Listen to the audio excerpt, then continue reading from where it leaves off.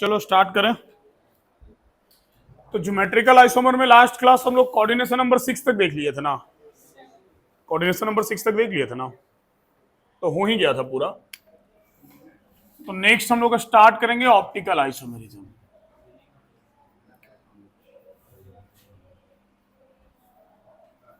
ये आइसोमर का last type है। इसके बाद हम लोग आ जाएंगे बॉन्डिंग वगैरह में इसका। हाँ, बातचीत नहीं बाबू, ध्यान देना। तो ऑप्टिकल आइसोमेरिज्म जो है, देखो सबसे पहले तो ऑप्टिकल आइसोमेरिज्म बोलेंगे किसको, हमको ये सीखना होगा। ऑप्टिकल आइसोमेरिज्म हम लोग उसको बोलते हैं जो ऑप्टिकली एक्टिव होता है। The compound which rotates plane polarized light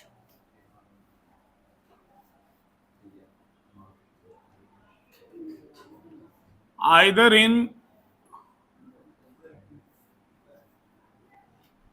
clockwise direction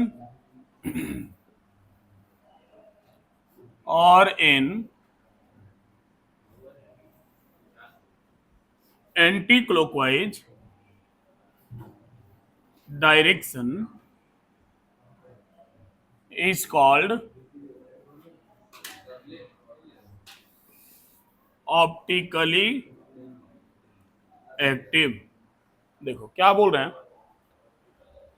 वैसा कंपाउंड जो प्लेन पोलराइज लाइट को या तो क्लॉकवाइज डायरेक्शन में रोटेट कर दे या एंटी क्लॉकवाइज डायरेक्शन में रोटेट कर दे, उसको हम लोग बोलते हैं कि वो ऑप्टिकली एक्टिव है। और जो ऑप्टिकली एक्टिव होता है वही ऑप्टिकल आइसोमर शो करता है। एक बात समझना, जैसे मान लो मेरे पास सपोज कि किसी कंपाउंड का एक्वस सॉल्यूशन है, कोई भी कंपाउंड है, जरूरी नहीं कि कोऑर्डिनेशन कंपाउंड ही हो, बट अभी तो हम लोग उसी के रिस्पेक्ट में समझ रहे हैं, ठीक है। किसी कंपाउंड का एक्वस सॉल्यूशन है और हम यहां से इसमें एक प्लेन पोलराइज लाइट को पास करवाते हैं। प्लेन पोलराइज लाइट मतलब सर, प्लेन पोलराइज लाइट जिसका बीम बिल्कुल स्ट्रेट हो, बिल्कुल सीधा हो, हम उस तरह का लाइट यहां से पास करवाते हैं। सपोज कि हम ऐसे प्लेन पोलराइज लाइट को पास करवाते हैं, ठीक है। या फिर हम इसको ऐसे बना दें कि हम ऐसे प्लेन पोलराइज लाइट को पास करवाते हैं, पूरा बीम ऑफ लाइट यहां से गुजर रहा, बिल्कुल स्ट्रेट बीम ऑफ लाइट यहां से पास हो रहा, उसको हम लोग प्लेन पोलराइज लाइट बोलेंगे, ठीक है। और वो जो स्ट्रेट बीम ऑफ लाइट यहां से गुजर रहा, जब वो इस कंपाउंड से होके गुजरता है, जब वो इस कंपाउंड से होके गुजरता है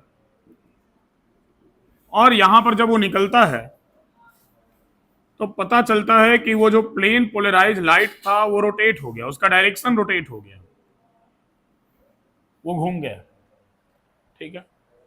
या तो वो क्लॉकवाइज डायरेक्शन में घुमा या एंटी क्लॉकवाइज डायरेक्शन में घुमा, किसी भी डायरेक्शन में घुमा, लेकिन वो घूम गया, वो रोटेट हो गया। तो इस लाइट को बोला जाएगा, इस कंपाउंड को बोला जाएगा कि इसके अंदर में जो कंपाउंड है वो कंपाउंड कैसा है, ऑप्टिकली एक्टिव है। और जो ऑप्टिकली एक्टिव होगा वो ऑप्टिकल आइसोमर शो करेगा। अगर कंपाउंड यहां से लाइट को क्लॉकवाइज डायरेक्शन में रोटेट करता है, सपोज कि जो लाइट है वो क्लॉकवाइज डायरेक्शन में रोटेट होता है, ठीक है। तो अगर क्लॉकवाइज डायरेक्शन में रोटेट होगा तो उसको बोला जाएगा dextro rotatory. Dextro rotatory, dextro Greek word है जिसका मतलब होता है क्लॉकवाइज, तो उसको डेक्स्ट्रो रोटेटरी बोलते हैं। उसको रिप्रेजेंट करते हैं या तो डी से या फिर प्लस से। और अगर कंपाउंड एंटी क्लॉकवाइज डायरेक्शन में रोटेट होता है, अगर कंपाउंड एंटी क्लॉकवाइज डायरेक्शन में रोटेट होता है तो उस कंपाउंड को बोला जाएगा लीवो रोटेटरी। और उसको हम लोग रिप्रेजेंट करते हैं या तो एल से या फिर माइनस से। Plus minus clockwise anti clockwise को शो करता है, सिंपल सी बात है। तो हम कोई कोऑर्डिनेशन कंपाउंड लेंगे, उस कोऑर्डिनेशन कंपाउंड को एक्वस सॉल्यूशन में डाल देंगे, उससे प्लेन पोलराइज लाइट पास करवाएंगे। ये प्लेन पोलराइज लाइट है, शॉर्ट में पीपीएल लिख सकते हैं, प्लेन पोलराइज लाइट। और प्लेन पोलराइज लाइट यहां आते आते क्या होता है, रोटेट हो जाता है। या तो वो क्लॉकवाइज डायरेक्शन में रोटेट हो जाता है या फिर वो एंटी क्लॉकवाइज डायरेक्शन में रोटेट हो जाता है। तो अगर वो रोटेट हो गया तो जो कंपाउंड है वो ऑप्टिकली एक्टिव है, और अगर वो ऑप्टिकली एक्टिव है तो वो ऑप्टिकल आइसोमर शो करेगा। अगर वो कंपाउंड उस लाइट को क्लॉकवाइज डायरेक्शन में रोटेट करता है तो उसको बोला जाएगा डेक्स्ट्रो रोटेटरी, और अगर वो कंपाउंड उसको एंटी क्लॉकवाइज डायरेक्शन में रोटेट करता है उस लाइट को तो उसको बोला जाएगा लीबो रोटेटरी। समझे बात को? लेकिन सर बात ऐसा है, हम लोग कैसे पता लगाएंगे? ना हमारे पास कोई कंपाउंड का एक्वस सॉल्यूशन है, ना हमारे पास कोई प्लेन पोलराइज लाइट है जिसको हम पास करवा के और ऐसे देख सकें। मान लो मिल भी जाए प्लेन पोलराइज लाइट तो कोई बहुत बड़ा चीज नहीं है, उस तरह का बीम वाला लाइट हम ले आए, कंपाउंड ले भी आए, कोऑर्डिनेशन कंपाउंड भी बहुत सारा मेडिसिनल यूज है कोऑर्डिनेशन कंपाउंड का, तो मिल जाएगा मार्केट में कोई ना कोई कंपाउंड, ठीक है।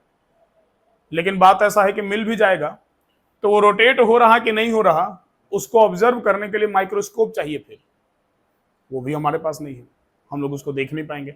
मतलब ओवरऑल बात ऐसा है कि ये जो मेथड है ऑप्टिकल आइसोमर पता लगाने का, ये एक लैब मेथड है। समझे बात को ना? ये प्रैक्टिकल मेथड है। तो सर थ्योरेटिकली हम लोग कैसे पता लगाएंगे? तो थ्योरेटिकली ऑप्टिकल आइसोमर पता लगाने के लिए हमारे पास कुछ अलग मेथड है जिसके थ्रू हम लोग पता लगा सकते हैं। Theoretically optically active compound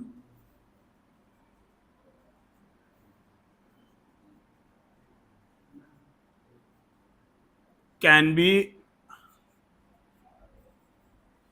identified by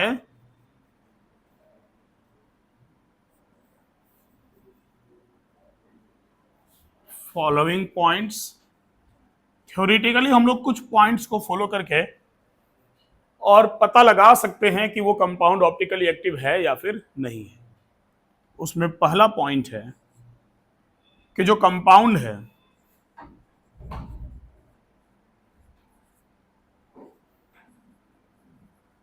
compound must be chiral, compound chiral होना चाहिए। दूसरा पॉइंट है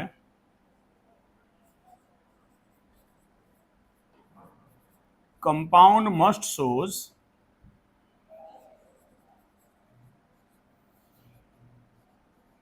mirror image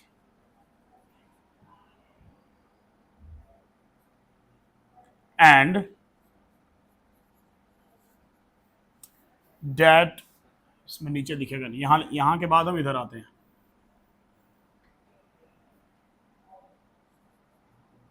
and that mirror image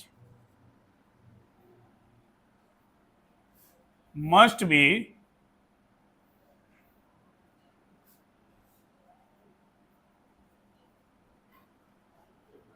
non-superimposable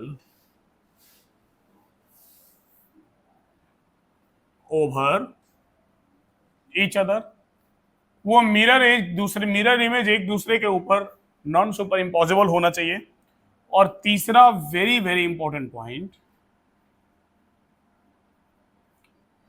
compound must not have, सबसे पहले तो हम लोग यही देखेंगे, हमको तो ये पहले पॉइंट में लिखना चाहिए था, कंपाउंड मस्ट नॉट हैव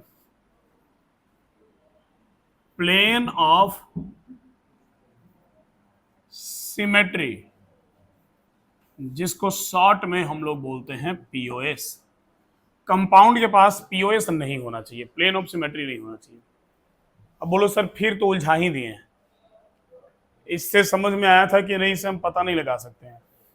ये पॉइंट पढ़ के भी अभी तक समझ में आ रहा है कि नहीं सर हम लोग इससे पता नहीं लगा सकते हैं। ठीक है, तो बात ऐसा है बाबू, पता लगा सकते हैं कैसे?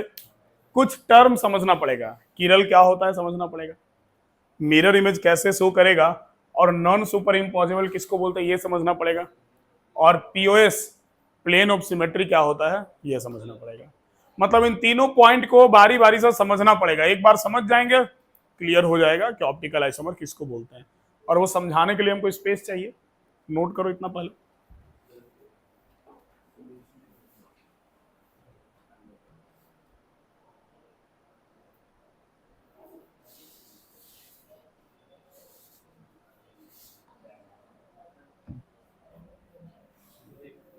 चलो अब जरा इन तीनों पॉइंट्स को समझा जाए।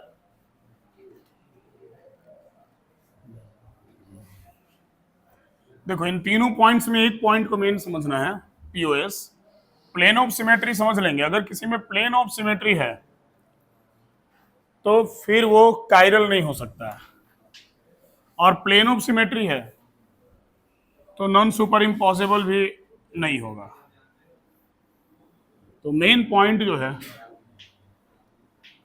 वो ये वाला पॉइंट है कि compound must not be plane of symmetry, must not have plane of symmetry. देखो ध्यान देना, कंपाउंड के पास बाबू प्लेन ऑफ सिमेट्री नहीं होना चाहिए। जैसे सर प्लेन ऑफ सिमेट्री बोलते किसको है?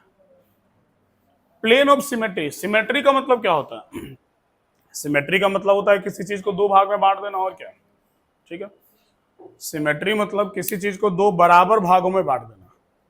हमारे पास सिमेट्री दो टाइप का होता है। कंपाउंड में हम लोग दो तरह का सिमेट्री देखते हैं, एक देखते हैं सीओएस, एक देखते हैं पीओएस। एक होता प्लेन ऑफ सिमेट्री और एक होता centre of symmetry. Centre of symmetry का मतलब होता है कि आप उसको, जैसे मान लो तुम्हारे पास कोई भी कंपाउंड है, मान लो हमारे पास ऐसे कंपाउंड है ऐसे, ठीक है, हमको यहाँ सीओएस देखना है, तो सेंटर ऑफ सिमेट्री मतलब आप उसको ऐसे कट कर सकते हैं। ध्यान दे इधर, तो सेंटर ऑफ सिमेट्री मतलब उसको ऐसे कट कर सकते हैं दो बराबर भागों में बांटने के लिए। लेकिन प्लेन ऑफ सिमेट्री का मतलब है कि जैसे मन चाहे वैसे कट कर सकते हैं, कुछ फिक्स नहीं है।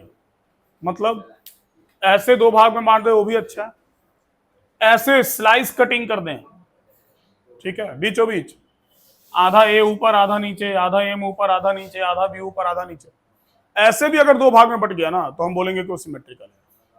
मतलब हम ऐसे लिए, हम ऐसे दो भाग में बांटे तब भी सिमेट्रिकल है। ऐसे यहां से काटे, बिल्कुल बीचों बीच अगर हम यहां से पार करते हैं तो हो सकता है कि ये पेन दो भाग में बट जाए, ठीक है, तो उसको सिमेट्रिकल बोलेंगे, वहां पर प्लेन ऑफ सिमेट्री माना जाएगा। तो हमारे पास जो कंपाउंड है ना बाबू, सबसे पहले जितना भी प्लेनर स्ट्रक्चर है, ऑल प्लेनर स्ट्रक्चर्स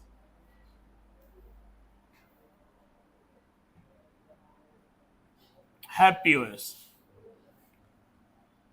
एक प्लेन पर जितना भी स्ट्रक्चर होता है सबके पास पीओएस होता है। वो ऑप्टिकल आइसोमर शो नहीं कर पाएगा। जैसे मान लो लीनियर है तुम्हारे पास, लीनियर स्ट्रक्चर किसको बोलते हैं? जो भी बनाए थे, मान लो एम ए बी, ये जो भी है एक प्लेन पे 180 डिग्री का एंगल पे रखा हुआ है, आराम से इसका ऐसे स्लाइस कटिंग किया जा सकता है। समझे बात को ना? मान लो तुम्हारे पास ट्रायगोनल प्लेनर है, ठीक है, ऐसे आप सेम लिगेंड रखें या डिफरेंट लिगेंड लगे कोई फर्क नहीं पड़ता, आराम से आप इसको ऐसे ऐसे ऐसे ऐसे करके काट के अलग कर सकते हैं, ठीक है। तो ये भी तुम्हारा ऑप्टिकल आइसोमर शो नहीं करेगा। मान लो तुम्हारे पास स्क्वायर प्लेनर है,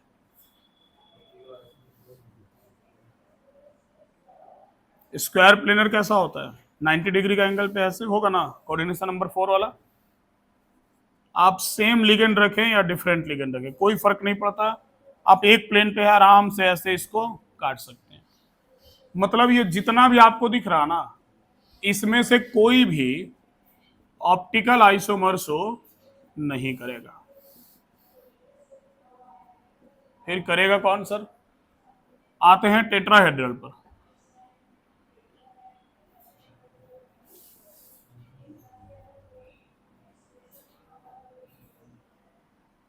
जो टेट्राहेड्रल होगा, जिसमें सारा का सारा सेम लिगेंड होगा, वो तो कभी शो नहीं करेगा, क्योंकि अगर सारा का सारा सेम लिगेंड है तो उसको कायरल नहीं माना जाता, किरल नहीं माना जाता है। तो ये ऑप्टिकल आइसोमर शो नहीं करेगा। मान लो तुम्हारे पास A3B है, मतलब 3 लिगेंड एक ही टाइप का है और एक लिगेंड अलग टाइप का है। तो टेट्राहेड्रल कैसा होता है? ऐसा होता है, M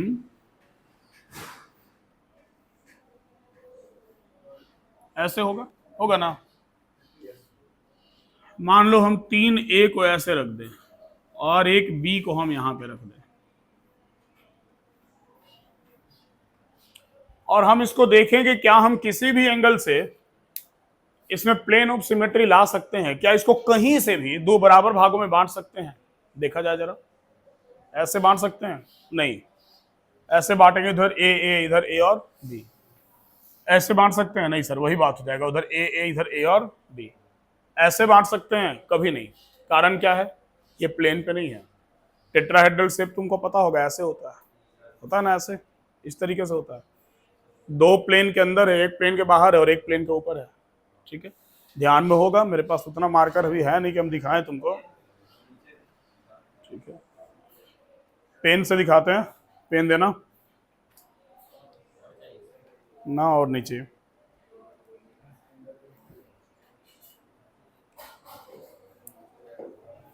टेट्राहेड्रल तो ऐसे होता है ना, ये है ना टेट्राहेड्रल।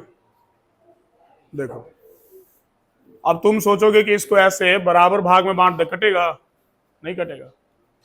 लेकिन एक तरीका है बराबर भाग में बांटने का, ऐसा नहीं है। कहां से? यहां से।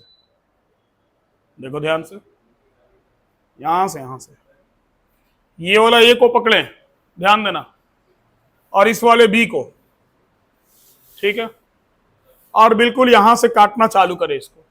ये ए ऊपर दो भाग में कट गया, एम दो भाग में कट गया, ये पूरा का पूरा ए और ए इधर आ गया, और ये बी भी दो भाग में कट गया। तो यहां पे पीओएस हो गया। समझे बात को ना? जैसे भी काटना है तुमको, जिससे मन उससे काट सकता है। तो अगर यहां से इसको काटेंगे ना बाबू, तो यहां पर पीओएस हो जाएगा। मतलब कि ये भी ऑप्टिकल आइसोमर शो नहीं करेगा। आपको लग रहा होगा सर बी ऐसा लिखा हुआ है, दो भाग में कैसे बटेगा? बाबू बात ऐसा है कि एटम कैसा होता है? गोल होता है। ठीक है ना, और आप गोल चीज को दो भाग में तो पक्का बांट सकते हैं।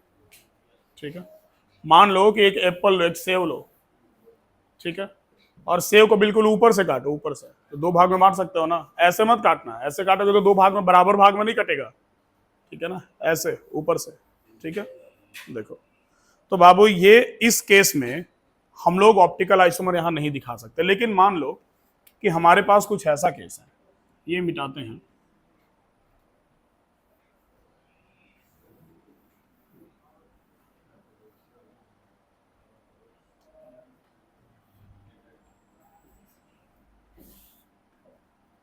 मान लो तुम्हारे पास MA2B2 है, M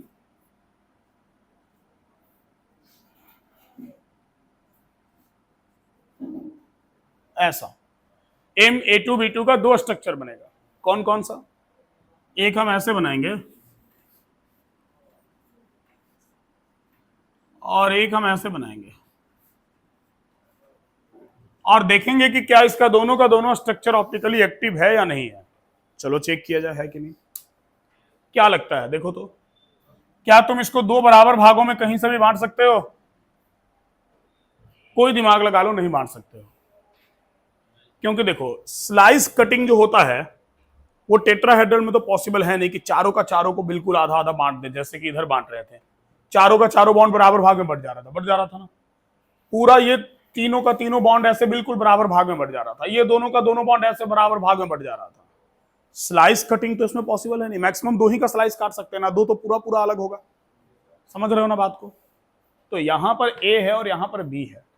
अगर हम इसका स्लाइस कटिंग कर भी दें, ठीक है, ए को दो भाग में काटते हैं, एम दो भाग में बढ़ जाएगा, बी दो भाग में बढ़ जाएगा, लेकिन इधर ए मिलेगा और इधर क्या मिलेगा? बी मिलेगा। तो क्या हम उसको सिमेट्रिकल बोलेंगे? नहीं बोलेंगे। मतलब ये सिमेट्रिकल नहीं है, और ये सिमेट्रिकल नहीं है मतलब कि ये ऑप्टिकली एक्टिव है। इसलिए ऑप्टिकली एक्टिव है क्योंकि इसमें प्लेन ऑफ सिमेट्री नहीं है। और इन सारे स्ट्रक्चर में प्लेन ऑफ सिमेट्री मौजूद था। जहां भी प्लेन ऑफ सिमेट्री मौजूद है वो कभी भी ऑप्टिकली एक्टिव नहीं हो सकता। जहां प्लेन ऑफ सिमेट्री नहीं है ऑप्टिकली एक्टिव है, मतलब कि वो ऑप्टिकल आइसोमर शो करेगा। और जब वो ऑप्टिकल आइसोमर शो करेगा तो हम उसके बाकी के कंडीशंस को फॉलो करवा सकते हैं। मतलब हम उसका मिरर इमेज बनाएंगे, हम देखेंगे कि उसका मिरर इमेज एक दूसरे के ऊपर नॉन सुपर इंपॉसिबल है कि नहीं है। जरा वो सब पॉइंट भी तो समझना है ना, ठीक है। अब जरा यहां पर पहले देख ले, बताओ तो जरा, ये सेम मॉलिक्यूल है, लेकिन सेम मॉलिक्यूल के दोनों स्ट्रक्चर में क्या दोनों का दोनों ऑप्टिकली एक्टिव है? आप देख के बताइए। आपको ये लग रहा है कि ऑप्टिकली एक्टिव है? नहीं है, क्योंकि उसमें पीओएस है। उसको तुम दो बराबर भागों में बांट सकते हो। कहां से? वहीं से सर, जहां से इसको हम देख रहे थे ना। इसको अगर हम कट करें तो ये इधर भी बी और इधर भी बी, और ये तीनों मॉलिक्यूल को तो आधा आधा बांटा ही जा सकता है। समझे बात को ना? तो यहां पर बाबू, यहां पर पीओएस है, और पीओएस है तो ये ऑप्टिकली एक्टिव नहीं होगा। मतलब ये ऑप्टिकल आइसोमर शो नहीं करेगा। वो आई मतलब आइसोमर, वो ऑप्टिकल आइसोमर शो नहीं करेगा। समझ गए बात को ना? देखो, अब ये वाला जो कंपाउंड है इसको हम वापस से यहां बनाते हैं, ध्यान देना। एम, थोड़ा और नीचे, ए बी, ए और बी, ठीक है। अब हम इसके सामने रखेंगे आईना, रख दी आईना, ठीक है। अब जरा आईना में देखा जाए कि वो कैसा दिखेगा।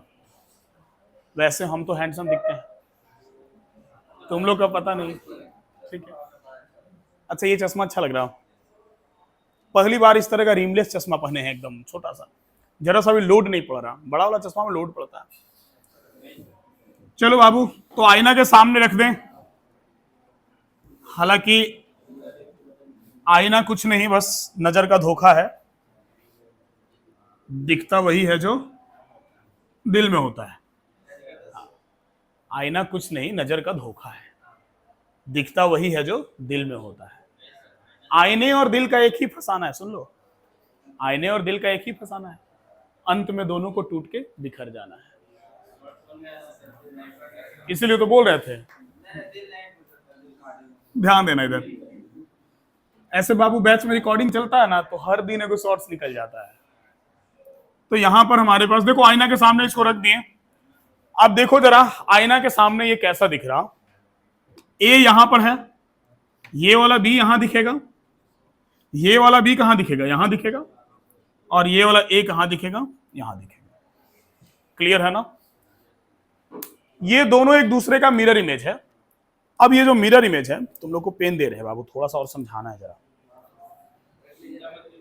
हाँ हाँ, तुम लोग का भी लेके रख लेंगे, अभी टेंशन ना लो, रख लीजिए। तो ये हमारे पास केस है, ये इसका मिरर इमेज है। अब हम चेक करें कि क्या ये दोनों मिरर इमेज एक दूसरे के ऊपर नॉन सुपर इम्पॉसिबल है। अब सर पहले ये पता चले कि नॉन सुपर इम्पॉसिबल बोलते किसको। देखो, मिरर इमेज दो तरह का होता है, एक होता है सुपर इम्पॉसिबल और दूसरा होता है नॉन सुपर इम्पॉसिबल, ठीक है। सुपर इम्पॉसिबल का मतलब होता है कि आप उसको उठा के रखें और वो एक दूसरे को पूरी तरह से ढक ले, तो उसको बोलते हैं सुपर इम्पॉसिबल। मान लो ये हाथ है हमारा, हम इसको, इस हाथ को इसके ऊपर ऐसे रखते हैं तो एक दूसरे को पूरी तरह से ढक लिया, तो इसको बोला जाएगा कि ये सुपर इम्पोज कर लिया। समझ रहे? एक जो था वो दूसरे को छुपा लिया। समझे बात को? लेकिन मान लो कि हमारा ये हाथ है, ऐसे हम ऐसे नहीं रखते हैं बाबू, ध्यान दे इधर, हम ऐसे नहीं रखते। हम कैसे रखते हैं? ऐसे रखते हैं। तो क्या ये एक दूसरे को पूरी तरह से ढक पाएगा? नहीं। ये तो मछली जल की रानी है, याद आ गया, ठीक है। तो ये एक दूसरे को पूरी तरह से नहीं ढक पाएगा, तो इसको बोला जाएगा नॉन सुपर इम्पॉसिबल। वैसे भी जब आप आईना के सामने, मान लो कि ये आईना है, यहाँ पे ऐसे हाथ रखते हैं, तो दूसरा हाथ ऐसे ही ना दिखेगा, मतलब दूसरा नहीं, ये वाला हाथ इधर ऐसे ही ना दिखेगा। तो हमको कभी भी स्ट्रक्चर को चेक करने के लिए ना ऐसे नहीं रखना है, उठा के रखना है एक दूसरे के ऊपर हमेशा, ठीक है। सुपर इम्पोजेबल या नॉन सुपर इम्पोजेबल के लिए पलट के नहीं रखना है, उठा के एक दूसरे के ऊपर रखना है। तो बाबू जब इसको उठा के इसके ऊपर रखेंगे तो तुम बताओ ये इसको ढक पाएगा पूरी तरह से? नहीं ढक पाएगा, ठीक है ना, क्योंकि आप इसको उठा के यहां रखिएगा, ए के ऊपर ए जाएगा, एम के ऊपर एम जाएगा, बी के ऊपर बी जाएगा, लेकिन वहां बी के ऊपर ए चला जाएगा और यहाँ ए के ऊपर बी आ जाएगा, पूरी तरह से नहीं ढक पाएगा। और वैसे भी हम तो ये प्लेन पे समझाने की कोशिश कर रहे हैं कि ए के ऊपर ए, एम के ऊपर एम जाएगा, बट आपको पता है कि जो स्ट्रक्चर है वो एक्चुअल में प्लेनर तो है ही नहीं, जो स्ट्रक्चर है वो तो इस तरीके से है, जो स्ट्रक्चर है वो तो इस तरीके से है। तो जब इसी का दूसरा लेके आओगे इसके ऊपर ढकने के लिए तो वो उसको ऐसे भी नहीं ढक पाएगा। ढका किसको जा सकता है? मान लो ये ऐसे होता, ऐसे होता, एक प्लेन पे होता स्क्वायर प्लेनर, तो दूसरा वाला लाते इसके ऊपर छाप देते हैं, ढक जाता। समझे बात को ना? अब जो प्लेन पे है ही नहीं, जो कुछ बॉन्ड प्लेन के बाहर निकला हुआ है, कुछ बॉन्ड प्लेन के अंदर है, कुछ बॉन्ड प्लेन के ऊपर है, तो उसके ऊपर तो वैसे भी दूसरा को लाके नहीं रख सकते ना। समझे बात को ना? तो ये दोनों एक दूसरे के ऊपर क्या है बाबू? Non super impossible. और जब ये नॉन सुपर इम्पॉसिबल है, ठीक है, जब ये नॉन सुपर इम्पॉसिबल है तो ये दोनों एक दूसरे का ऑप्टिकल आइसोमर बोला जाएगा। समझे? क्लियर है? अब नीचे जगह नहीं कि हम लिखें, नीचे लिखेंगे तो इसमें दिखेगा नहीं, हम साइड बाय साइड लिख देते हैं, आप उसको नीचे लिख लीजिएगा। क्या लिख देते हैं? इसको हम मान लेंगे डी, डेक्स्ट्रो, और जाहिर सी बात है कि उसका मिरर इमेज क्या कहलाएगा? एल, क्योंकि मिरर इमेज क्या होता है? मिरर इमेज एक दूसरे का उल्टा ही ना होता है। तो अगर ये क्लॉकवाइज मानेंगे तो ये क्या होगा? एंटी क्लॉकवाइज होगा। समझ रहे हो ना बात को? तो वही इसको डेक्स्ट्रो बोला जाएगा, उसको लीवो बोला जाएगा। तो प्रैक्टिकली हम लोग वैसे देखते हैं कंपाउंड से पास करवा के, और थ्योरेटिकली हम लोग ऐसे देखते हैं मिरर के सामने रख के। मिरर के सामने रखेंगे, पहले चेक करेंगे कि उसमें पीओएस है कि नहीं है। नहीं है तो मिरर के सामने रखेंगे तो एक डेक्स्ट्रो कहलाएगा, और जो मिरर इमेज बनेगा उसको क्या बोल देंगे? लीवो बोल देंगे। समझ गए? क्लियर हुआ? तो ये कोऑर्डिनेशन नंबर 4 टेट्राहेड्रल में क्लियर हुआ। वो भी अभी एक्चुअल कंपाउंड नहीं लिए, वो लेना बाकी ही है। तो आप जरा लिखिए इसको।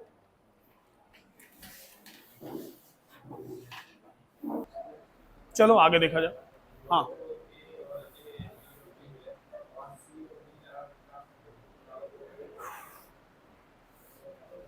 ए और ए, यहां ए और ए, उसके बाद सी और डी, ना नहीं कटेगा। चारों अलग लिगेंड होगा तो कहां से कटेगा? ले रहे हैं ना अभी, देखो अभी जो तुम बोल रहा ना हमारे उस पर,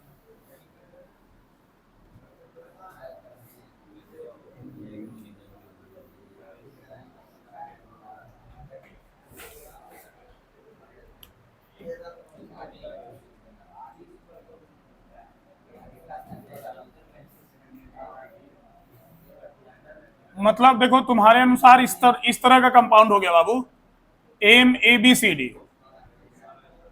ठीक है, ए बी सी डी, चारों का चारों लिगेंड डिफरेंट टाइप का। ये किसी भी हाल में ऑप्टिकल आइसोमर शो करेगा, ये कभी भी ऑप्टिकल आइसोमर शो करेगा। कारण क्या है कि इसमें आप प्लेन ऑफ सिमेट्री निकाल ही नहीं सकते कभी। इसको तुम कहां से दो बराबर भाग में बांटोगे? सोचो, कभी नहीं बटेगा। हम यहां से ही बांट सकते और तो कोई दूसरा ऑप्शन है नहीं टेट्राहेड्रल में। तो जब यहां से हम बांटेंगे इसको तो क्या होगा?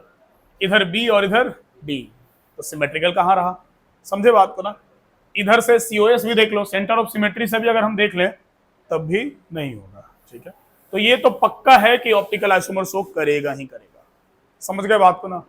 देखो तुमको एग्जाम में क्वेश्चन वगैरह ऐसे दे दिया जाएगा। मान लो तुमको दे दिया गया, तुमसे दे दिया गया कि आपके पास है एम या एम छोड़ो, एम हटाओ, तुमको दे दिया गया NiCl2 OH2,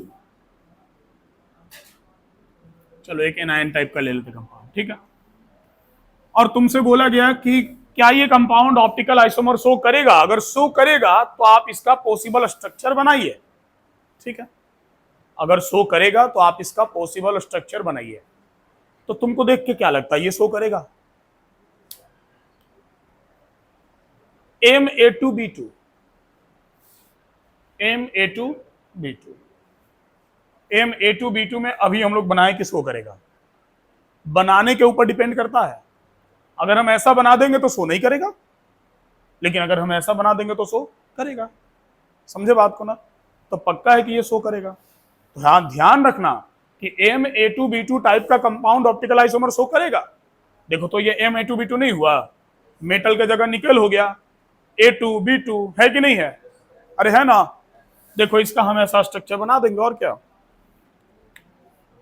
M के जगह हम ले लेंगे क्या, Ni, ठीक है, 4 बॉन्ड बना दो, और ऐसा मत रखना दोनों साइड की सिमेट्रिकल हो जाए, दोनों साइड अलग अलग रखना, ऐसा नहीं कि Cl रख देंगे, ठीक है ना। तो चलो 2 Cl है ना, एक Cl यहां रख दो, एक Cl यहां रख दो, एक OH यहां रख दो और एक OH को यहां रख दो, ठीक है। देखो ये ऑप्टिकली एक्टिव है, क्योंकि इसमें पीओएस नहीं है बाबू, इसमें पीओएस नहीं है, ये ऑप्टिकली एक्टिव है, ये ऑप्टिकल आइसोमर शो करेगा। कैसे करेगा, कहां से 2 भाग में बांटिएगा, कहीं से ये सिमेट्रिकल नहीं है, समझे बात को ना। देखो ये और ये दोनों बिल्कुल क्या है, सेम है ना। मतलब आप इसका सब, अगर ये डी है तो आप इसका एल आराम से बना सकते हैं, कोई दिक्कत नहीं है। बना सकते हैं कि नहीं, बना दे क्या, आप इसका डी और एल बना सकते हैं, ठीक है। एनआई, इधर सीएल हो गया, इधर सीएल, अच्छा सीएल इधर जा रहा तो इसमें इधर आएगा ना, यहां आएगा, OH तो ऐसे दूर जाएगा, और उधर हमारे पास क्या जाएगा, OH। ये हो गया हमारा डेक्स्ट्रो, ये हो गया हमारा लीवो, ठीक है, समझ गए ना। तो अगर हम चारों डिफरेंट टाइप का कंपाउंड लेते हैं, मतलब डिफरेंट टाइप का लिगेंड लेते हैं, तो पक्का है कि वो ऑप्टिकल आइसोमर शो करेगा। इवन चारों ही नहीं बाबू, अगर 3 भी ले लें हम, मान लो हम ऐसा ले लें Ma2BC, ठीक है, Ma2BC, तो इसमें भी एक स्ट्रक्चर ऐसा होगा जो शो करेगा। हाँ, एक इसमें भी बना सकते हो जो शो नहीं करेगा, ठीक है। कौन सा बना सकते हैं, बी और सी को ट्रांस पे रख दे, मतलब यहां रख दें। अगर बी को यहां और सी को यहां रखें और ए को यहां रख दें, तो फिर उसमें पीओएस आ जाएगा कि नहीं। देखो एम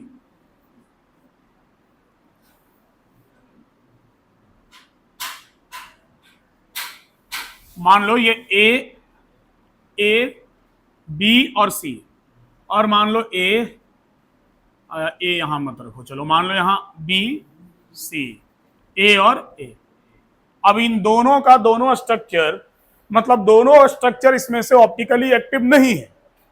कौन सा है, पहला वाला या दूसरा वाला, पहला वाला है, डेफिनेटली पहला वाला ऑप्टिकली एक्टिव है, क्योंकि इसमें पीओएस नहीं है, इसमें पीओएस नहीं है, ये ऑप्टिकल आइसोमर बनाएगा।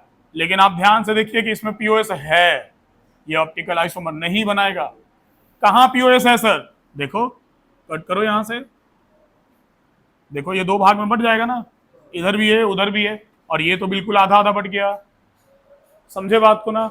लेकिन यहां पर तुम इसको बांटोगे तब भी क्या होगा, इधर सी और उधर ए, ये सिमेट्रिकल नहीं होगा तो ये शो करेगा और ये नहीं करेगा, बात खत्म, समझ गए ना। देखो जहां भी लिगेंड का संख्या थोड़ा अलग अलग है, मतलब 2 टाइप का, 3 टाइप का, 4 टाइप का लिगेंड है, तो उसमें कोई ना कोई स्ट्रक्चर का संभावना रहेगा कि वो ऑप्टिकल आइसोमर शो करेगा, समझे। हम उसको 2 तरह से बना के देखेंगे।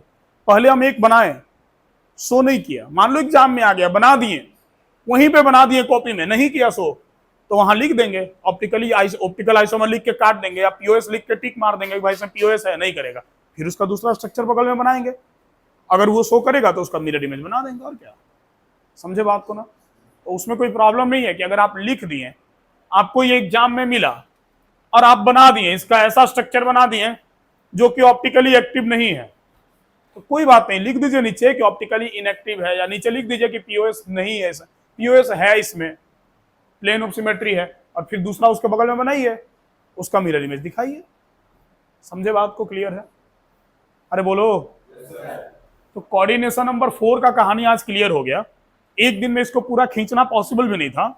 कोऑर्डिनेशन नंबर 6 हम लोग अगले क्लास देखेंगे, ठीक है ना। आप एग्जांपल्स देख लीजिए, कोऑर्डिनेशन नंबर 6 जब देख लेंगे ऑक्टाहेड्रल लकेज, तो उसके बाद फिर हम लोग इससे रिलेटेड क्वेश्चंस वगैरह बनाएंगे, ठीक है। तो आज इतना ही रखते हैं।